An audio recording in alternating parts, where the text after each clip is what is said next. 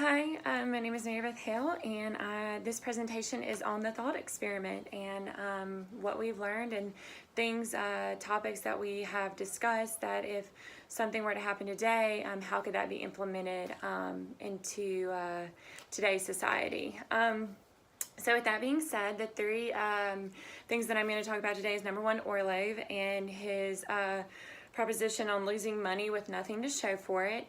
Number two, Masterson and his sustainable efforts that we all need to come together as a community, starting with larger organizations and the sustainable aspects of doing business.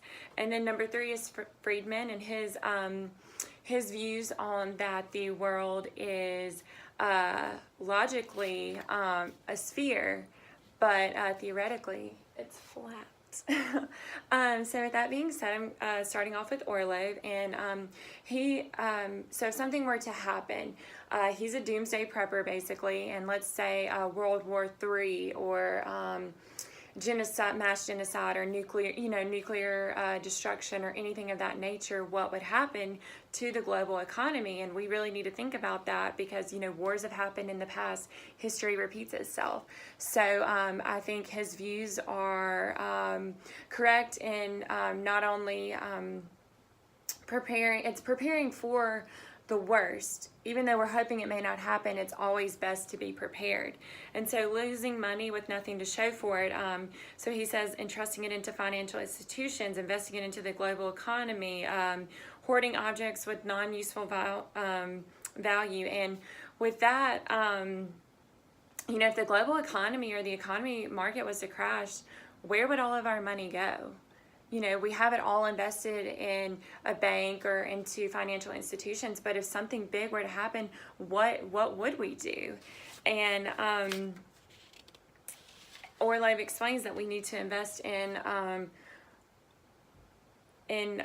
resources, sustainable resources, investing in personal and group sufficiency, hoard objects with useful value, and decouple from the economy.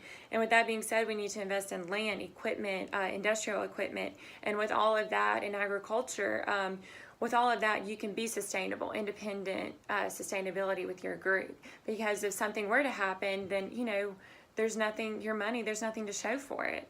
And decoupling from the global economy, which means separating from the worldwide economy. And with that, I think he explains with strategic leadership. He isn't hoping for the entire world's infrastructure to collapse, but he's preparing for that. And by leading in strategic leadership and knowing where to place your resources and what to do with your money, I think that's a very important aspect. And then internal analysis of resources, useful resources for a sustainable future. And then I'm going to move on now to Chris Martenson, and he's saying to help save our planet through sustainability. I mean, we all know, global warming and the bigger and badder hurricanes, earthquakes, and he highlights the Deepwater Horizon, also the recession, global revolutions, genocides, and then soaring prices of oil. So if anything was to happen like that, what will we do? And he said the three E's is what massively needs to change, and that is our economy, the energy, and then our environment.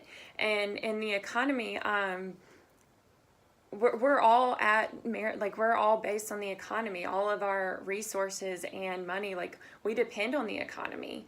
And to sustain our own lives, and the energy, crude oil, resources needed to develop and utilize that crude oil, and then also environment. Without the environment, there is no economy and energy, which that makes sense. If we don't preserve our economy or our environment, there is no economy, there is no energy.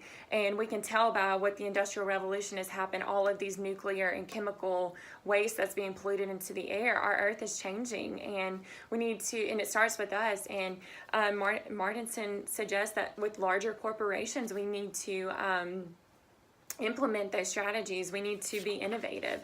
And with my interior design background, because I have a minor in it, we learned a lot about that, and what ways, how we can design firms and these larger organizations, what we can do to help the environment, help the economy, because it needs to be helped. If something were to happen, we need to save it now so our kids can have can still be on the earth. Our grandkids can still live and prosper.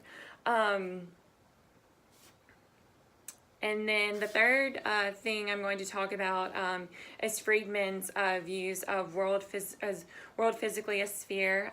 Thanks to globalization and modern technology, the world figuratively is flat. So meaning with any market, anything across the world, we can get anything instantly.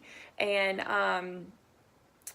with those things, Columbus suggests three things. Columbus opened a new work. Technology has allowed these means of travel, these means of like instant access, instant success. And then from year 2000, individuals contribute by themselves and broaden their own network. So with that being said, I think all of these measures and these views can be implemented if something were to happen, and what we should do. And I think we all need to take part in that and to do our part as a society. Thank you.